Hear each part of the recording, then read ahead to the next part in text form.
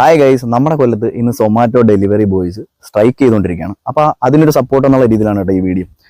ഞാൻ part time ആയിട്ട് സൊമാറ്റോയിൽ ഓടിക്കൊണ്ടിരുന്ന ഒരാളാണ്. ഇപ്പോൾ ഫുൾ ടൈം ആയിട്ട് ഓടുന്നുണ്ട്. അപ്പോൾ ഞാൻ കയറിയ സമയത്ത് അത്യാവശ്യം നല്ല എമൗണ്ട് പേ ഔട്ടും കാര്യങ്ങളൊക്കെ കിട്ടുന്നുണ്ടായിരുന്നു. ഇപ്പോഴത്തെ മെയിൻ പ്രശ്നങ്ങളെന്ന് പറഞ്ഞാൽ റെയിൻ സർജ് വെട്ടിക്കുറച്ചു. അതേ കണക്ക് തന്നെ ഇൻസെൻറ്റീവിൻ്റെ പ്രശ്നങ്ങൾ, കിലോമീറ്ററിന് റേറ്റ് കുറവ്, അതേപോലെ തന്നെ നമ്മൾ വെയിറ്റിംഗ് ചാർജ് ഇല്ല, ലോങ് ഡിസ്റ്റൻസ് പേ കുറവ്. അപ്പോൾ കുറേയധികം പ്രശ്നങ്ങളാണ് സൊമാറ്റോയിൽ ഇപ്പോൾ ഉള്ളത്. അപ്പോൾ റൈഡേഴ്സ് നേരിടുന്നതെന്ന് പറഞ്ഞു കഴിഞ്ഞാൽ ഇപ്പോൾ 9 ഷിഫ്റ്റ് ഒക്കെ എടുത്താൽ പോലും ഇൻസെൻറ്റീവ് കറക്റ്റായിട്ട് അച്ചീവ് ചെയ്യാൻ പറ്റുന്നില്ല എന്നുള്ളതാണ്.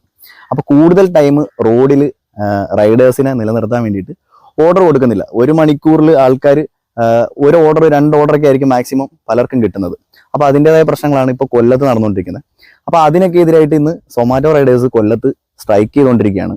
പാർട്ട് ടൈം ആയിട്ട് ഒരുപാട് ഓടുന്നവരുണ്ട്. അപ്പോൾ അവർക്ക് ഇതിനെക്കുറിച്ച് കൂടുതലായിട്ട് അറിയാത്തതുകൊണ്ടാണ്.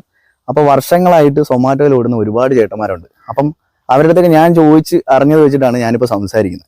ഇതിന് മുന്നേ എന്ന് പറഞ്ഞു കഴിഞ്ഞാൽ ഇവർക്ക് കിലോമീറ്ററിന് അത്യാവശ്യം നല്ല എമൗണ്ട് കിട്ടിക്കൊണ്ടിരുന്നതാണ്. ഇപ്പം നമുക്കെന്ന് പറഞ്ഞു കഴിഞ്ഞാൽ ഓർഡർ അസൈൻ ആവുന്ന സമയത്ത് ഒരു എമൗണ്ട് കാണിക്കുകയും അതുപോലെ തന്നെ നമ്മൾ ഓർഡർ ഡെലിവറി ചെയ്ത് കഴിയുമ്പോഴത്തേക്ക് അതിൽ നിന്ന് 1 രൂപ 2 രൂപ ഒക്കെ കുറയ്ക്കുകയാണ് ചെയ്തുകൊണ്ടിരിക്കുന്നത്.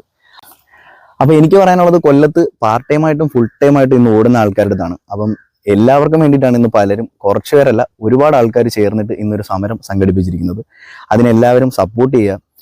ഈ ഒരു സമരം എന്താ പറയണ്ടേ, സൊമാറ്റോയുടെ ഒരു ഹയർ അതോറിറ്റിയിലോട്ട് ഈ സമരം എത്തണമെന്നുണ്ടെങ്കിൽ എല്ലാവരും ഒരുമിച്ച് നിന്നാലേ ഈ കാര്യങ്ങൾ അവിടെ എത്തത്തുള്ളൂ. അപ്പോൾ അതിനു വേണ്ടിയിട്ട് എല്ലാവരും ഈ സമരത്തിൽ പങ്കുചേരുക. എല്ലാവരിലേക്ക് എത്താൻ വേണ്ടിയിട്ടാണ് ഞാനിപ്പോൾ ഒരു വീഡിയോ ചെയ്യാമെന്ന് വിചാരിച്ചത്. അപ്പോൾ ഓക്കെ.